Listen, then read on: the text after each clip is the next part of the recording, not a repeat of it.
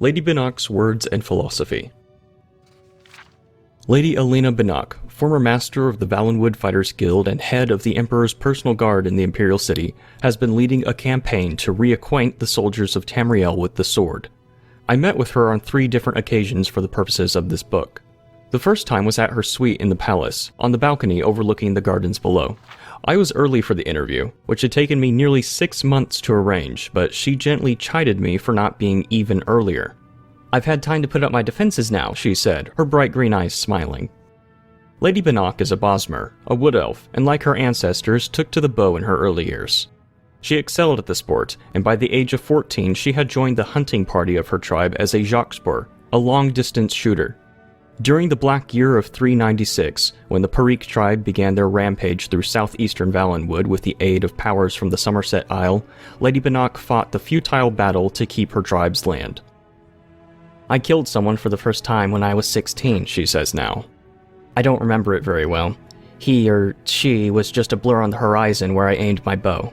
It meant no more to me than shooting animals. I probably killed 100 people like that during that summer and fall. I didn't really feel like a killer until that wintertide, when I learned what it was like to look into a man's eyes as you spilled his blood. It was a scout from the Parik tribe who surprised me while I was on camp watch. We surprised each other, I suppose. I had my bow at my side, and I just panicked, trying to string an arrow when he was half a yard away from me. It was the only thing I knew to do. Of course, he struck first with his blade, and I just fell back in shock." You always remember the mistakes of your first victim. His mistake was assuming because I had drawn blood and I had fallen that I was dead. I rushed at him the moment he turned from me towards the sleeping camp of my tribesmen. He was caught off guard, and I wrested his blade away from him. I don't know how many times I stabbed at him. By the time I stopped, when the next watch came to relieve me, my arms were black and blue with strain. There was not a solid piece of him left. I had literally cut him into pieces. You see, I had no concept of how to fight or how much it took to kill a man. Lady Benoch, aware of this deficiency in her education, began teaching herself swordsmanship at once. "You can't learn how to use a sword in Valenwood," she says. Which isn't to say Bosmer can't use blades, but we're largely self-taught. As much as it hurt when my tribe found itself homeless pushed to the north, it did have one good aspect. It afforded me the opportunity to meet Redguards. Studying all manners of weapon-wielding under the tutelage of Warday Akor, Lady Benoch excelled. She became a freelance adventurer, traveling through the wilds of southern Hammerfell and northern Valenwood, protecting caravans and visiting dignitaries from the various dangers indigenous to the population. Unfortunately, before we were able to pursue her story of her years any further, Lady Benoch was called away on urgent summons from the Emperor. Such is often the case with the Imperial Guard, and in these troubled times perhaps more so than in the past. When I tried to contact her for another talk, her servants informed me that their mistress was in Skyrim. Another month passed, and when I visited her suite, I was told she was in High Rock. To her credit, Lady Benoch actually sought me out for our second interview on sun's dusk of that year. I was in a tavern in the city, called the Blood and Rooster, when I felt her hand on my shoulder. She sat down at the rude table and continued her tale as if it had never been interrupted. She returned to the theme of her days as an adventurer, and told me about the first time she ever felt confident with a sword. "I owned at that time an enchanted dai katana, quite a good one, of Daedric metal. It wasn't an original akaviri, not even of design. I didn't have that kind of money, but it served my primary purpose of delivering as much damage with as little effort on my part as possible. Akor had taught me how to fence, but when faced with a life-or-death situation, I always fell back on the old overhand wallop. A pack of orcs had stolen some gold from a local chieftain in Medity, and I went looking for them in one of the ubiquitous dungeons that dot the countryside in that region. There were the usual rats and giant spiders, and I was enough of a veteran by then to dispatch them with relative ease. The problem came when I found myself in a pitch-black room, and all around me I heard the grunts of orcs nearing in. I waved my sword around me, connecting with nothing, hearing their footsteps coming ever nearer. Somehow, I managed to hold back my fear and to remember the simple exercises Master Akor had taught me. I listened, stepped sideways, swung, twisted, stepped forward, swung in a circle, turned around, sidestepped, swung. My instinct was right. The orcs had gathered in a circle around me, and when I found a light, I saw they were all dead. That's when I focused on my study of swordplay. I'm stupid enough to require a near-death experience to see the practical purposes, you see. Lady Benoch spent the remainder of the interview responding in her typically blunt way to the veracity of various myths that surrounded her and her career.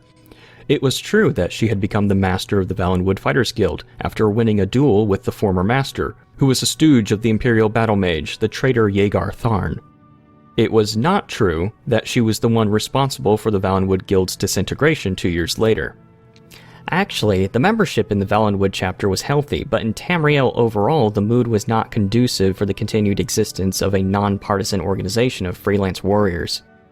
It was true that she first came to the Emperor's attention when she defended Queen Akorithi of Sentinel from a Breton assassin.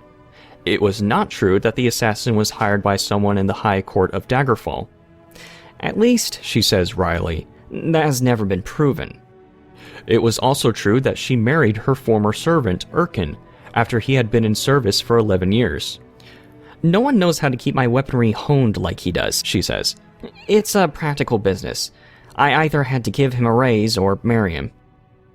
The only story I asked her that she would neither admit nor refute was the one about Calaxes, the Emperor's bastard. When I brought up the name, she shrugged, professing no knowledge of the affair. I pressed on the details of the story. Calaxes, though not in line for succession, had been given the Archbishopric of the One, a powerful position in the Imperial City, and indeed over all Tamriel where that religion is honored. Whispering began immediately that Calaxes believed that the gods were angered with the secular governments of Tamriel, and the Emperor specifically. It was even said that Calaxes advocated full-scale rebellion to establish a theocracy over the Empire. It is certainly true, I pressed on, that the Emperor's relationship with Calaxes had become very stormy, and that legislation had been passed to limit the Church's authority. That is, up until the moment when Calaxes disappeared, suddenly, without notice to his closest of friends. Many said that Lady Benoch and the Imperial Guard assassinated the Archbishop Calaxes in the sacristy of his church. The date usually given was the 29th of Sun's Dusk, in the year 398 of the Third Era. Of course, responds Lady Benoch with one of her mysterious grins. I don't need to tell you that the Imperial Guard's position is as protectors of the throne, not assassins. But surely no one is more trusted than the Guard for such a sensitive operation, I say carefully. Lady Benoch acknowledges that, but merely says that such details of her duties must remain secret as a matter of Imperial security. Unfortunately, her ladyship had to leave early the next morning, as the Emperor had business down south. Of course, I couldn't be told more specifics. She promised to send me word when she returned so we could continue our interview. As it turned out, I had business of my own in the Somerset Isle, compiling a book on the Sigic Order. It was therefore with surprise that I met her ladyship 3 months later in Firsthold. We managed to get away from our respective duties to complete our third and final interview, on a walk along the Deseto, the great river that passes through the royal parks of the city. Steering away from questions on her recent duties and assignments, which I guessed rightly she was loath to answer, I returned to the subject of sword fighting. Frandar Hunding, she says, lists 38 grips, 750 offensive and 1,800 defensive positions, and nearly 9,000 moves essential to sword mastery. The average hack and slasher knows one grip, which he uses primarily to keep from dropping his blade. He knows one offensive position, facing his target, and one defensive position, fleeing. Of the multitudinous rhythms and inflections of combat, he knows less than one. The ways of the warrior were never meant to be the easiest path. The archetype of the idiot fighter is as solidly ingrained as that of the brilliant wizard or the shrewd thief, but it is not always so. The figure of the philosopher swordsman, the blade-wielding artist, are creatures of the past. Together with the sword singer of the Red Guards, who is said to be able to create and wield a blade with but the power of his mind, the future of the intelligent blade wielder looks bleak in comparison to the glories of the past. Not wanting to end our interviews on a sour note, I pressed Lady Elena Benoch for advice for young blade swingers just beginning their careers. When confronted with a wizard, she says, throwing petals of canth leaf into the Dissetto. Close the distance and hit him hard.